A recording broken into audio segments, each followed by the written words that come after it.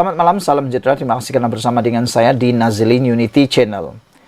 Isu yang masih hangat sehingga ke waktu ini ialah benarkah akan ada atau tiada, atau yang paling besar persoalan yang mungkin perlu dijawab ialah benarkah tiada lagi ahli-ahli parlimen daripada Perikatan Nasional untuk mengikuti jejak langkah Zulkarnain, Iskandar Zulkarnain, yang baru-baru ini telah pun mengumumkan sokongan beliau kepada Datuk Seri Anwar Ibrahim. Benarkah tiada lagi yang mahu menyertai beliau? Tapi menurut cerita-cerita luar, ialah cerita di kedai kopi, kata Sabudin, daripada cerita-cerita yang dia dengar, besar kemungkinan apa yang dilakukan oleh Iskandar Zulkarnain membuat dua perkara, atau menjadikannya ia dua perkara kesan. Pertama, mungkin ahli parlimen Perikatan Nasional sedang memerhati apa yang terjadi kepada Iskandar Zulkarnain. Yang kedua, mereka mungkin akan menjadikan itu sebagai duluan.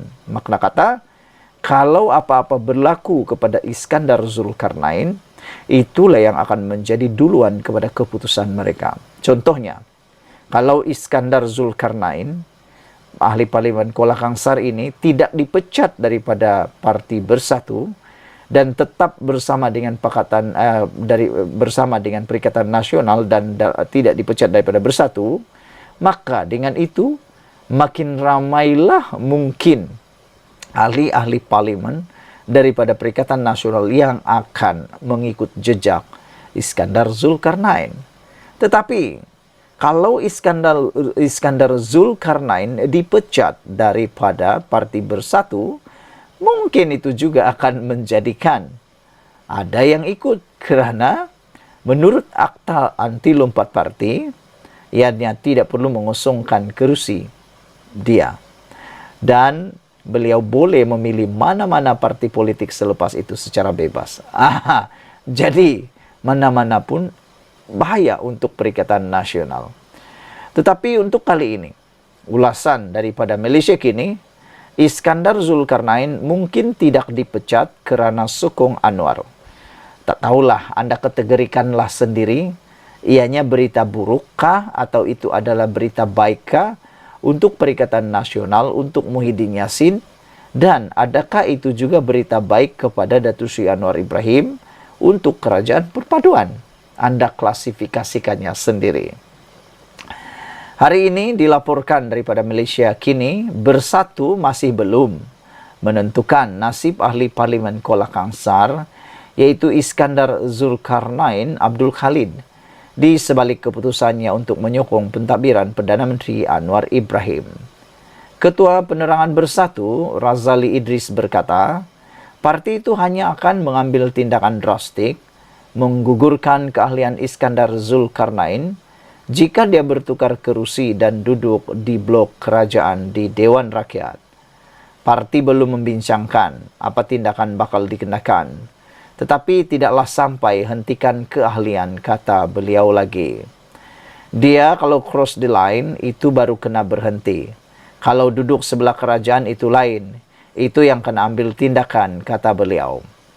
Beliau mungkin tidak melanggar undang-undang anti lompat parti, tetapi ini sudah bercanggah dengan prinsip dan perlembagaan parti.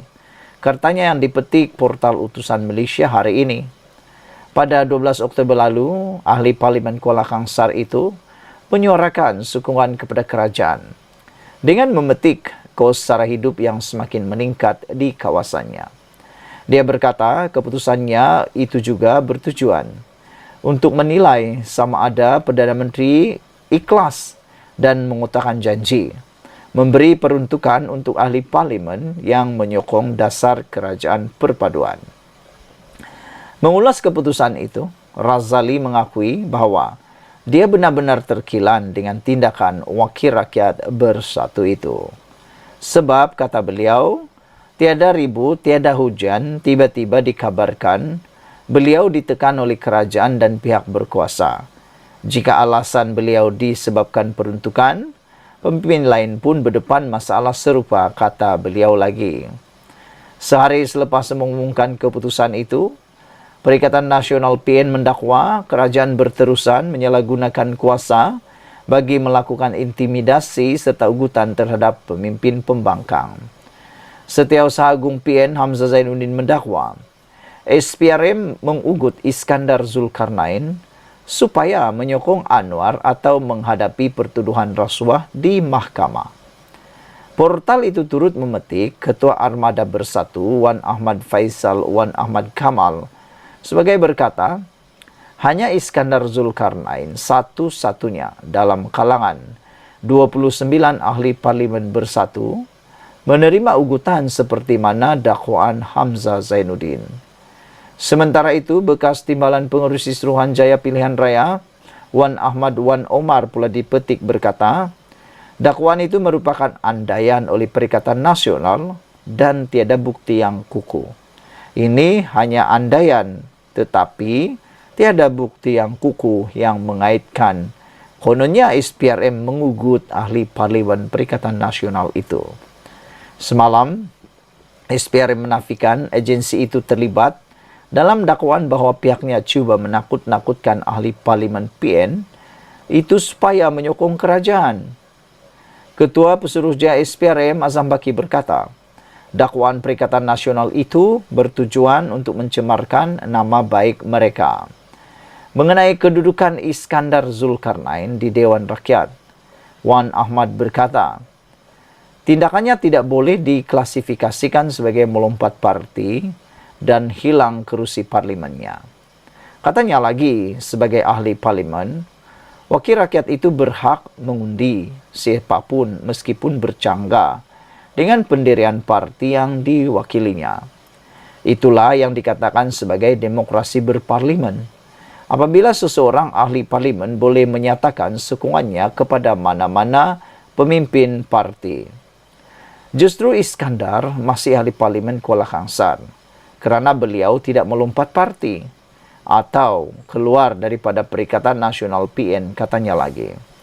Wan Ahmad Faisal juga dilaporkan bersetuju dengan pandangan itu. Dia dipetik sebagai berkata, kedudukan Iskandar Zulkarnain tidak terjejas walaupun keahliannya dalam bersatu berkemungkinan digugurkan. Ini kerana katanya bersatu tidak mempunyai kuasa undang-undang yang menyatakan mana-mana ahli parlimen dan adun yang dipecat daripada parti dianggap sebagai lompat parti dan perlu mengosongkan kerusi dengan serta-merta. Tidak ada undang-undang bersatu pecat wakil rakyat dianggap lompat parti, katanya lagi. Saudara-saudara sekalian, beberapa komen daripada yang kita terima di ruangan Malaysia Kini menulis pelbagai reaksi terhadap perkara ini. Sekian dulu untuk kali ini. Jangan lupa tinggalkan komen anda. Sila tekan butang subscribe. Malaysia kita punya, kita jaga sama-sama cintai Malaysia. Kita jumpa lagi. Bye-bye.